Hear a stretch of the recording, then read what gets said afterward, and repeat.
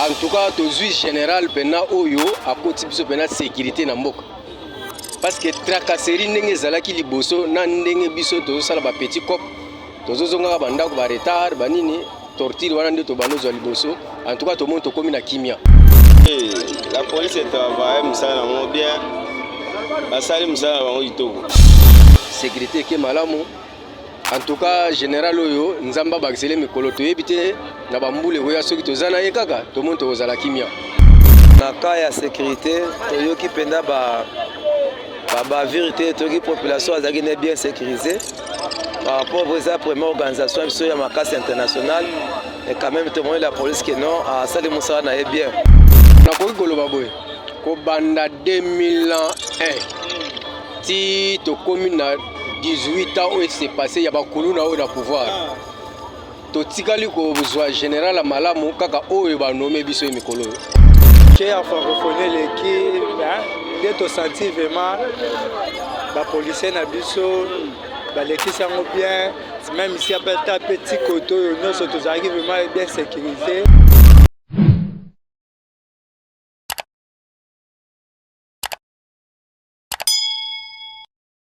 Bienvenue à vous dans votre chaîne Focus Plus Télévision, dans cette émission Buzz avec DM, une émission qui est présentée par votre humble serviteur Dan Mosengo, le cardinal de la presse. Avant de dire ce que nous allons parler dans cette émission, je tiens d'abord à remercier la grande équipe technique. Là, je vois directement Gloire-Di qui est derrière la caméra. Je dis merci à lui par rapport à son savoir-faire. Dans cette émission aujourd'hui, nous allons parler bel et bien de la francophonie, plus précisément de la sécurité de la population congolaise, comment a été assurée par la police congolaise avec l'arrivée du tout nouveau général, le général Blaise. Comment a-t-il assuré la sécurité de la population congolaise? La population elle-même va répondre à notre question. Moni Moussala pour la police et le Lengenini en danger à francophonie, c'est le sujet de notre émission.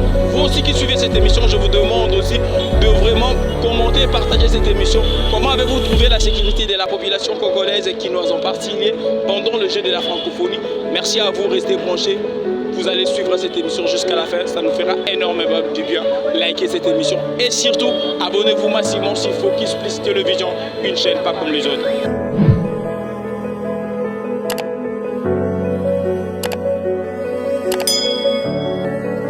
Merci beaucoup à vous de continuer toujours à suivre cette émission. Je viens de le dire au tout début de cette émission, nous allons savoir comment la police congolaise a organisé la sécurité pendant ce jeu de la francophonie. On ne va pas beaucoup parler, nous allons laisser la place à la population congolaise de juger le nouveau général et le général Blaise qui en fonction comment il a assuré la sécurité de la population quinoise pendant le jeu de la francophonie. Nous avons le tout premier intervenant dans cette émission. Je vous demande de vous abonner massivement et de commenter cette émission. Comment avez-vous aussi trouvé l'organisation de la police pendant le jeu de la francophonie? Là, je dis déjà bonjour à mon tout premier invité. Bonjour papa. Bonjour. Bonjour. Kimia. Vous allez sur le Ganigin. Tozo kega malem. Tout ce que vous allez nager à francophonie, à papa nanga. Comment tout la police n'a biso. Yo moni sécurité dans le Kiningin. On a cas ya sécurité, yo qui penda ba vérité, toute population azaki bien sécurisée par rapport à la première organisation sur la casse internationale et quand même tout le monde la police qui non a sali musala na bien. Nous attendons dans côté mais tout le monde qui a sali bien général a sali musala na bien. Si inscrit tout yo côté ba dégâts tam sur tout le monde constater ba ko buka stade ba ko penser bien mais jusque là dans toujours information mo ma baisse sécurité. Ça veut dire à travailler na bien. Moi tout bakisa moi quand moi question sur ka dotiko sa musala les lots sécurité qui chasse la différence entre général Kassomona et général Blaise à côté ici.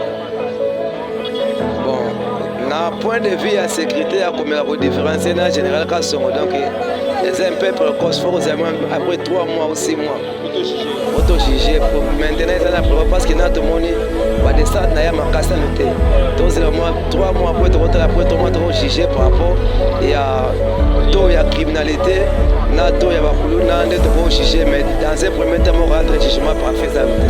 Merci beaucoup papa et bonne journée. Merci beaucoup. Salut les amis. J'ai la francophonie au Tigolo na mboka na biso. Tous autres la côté sécurité à la police, au moni sécurité à la police et ça les angoningi.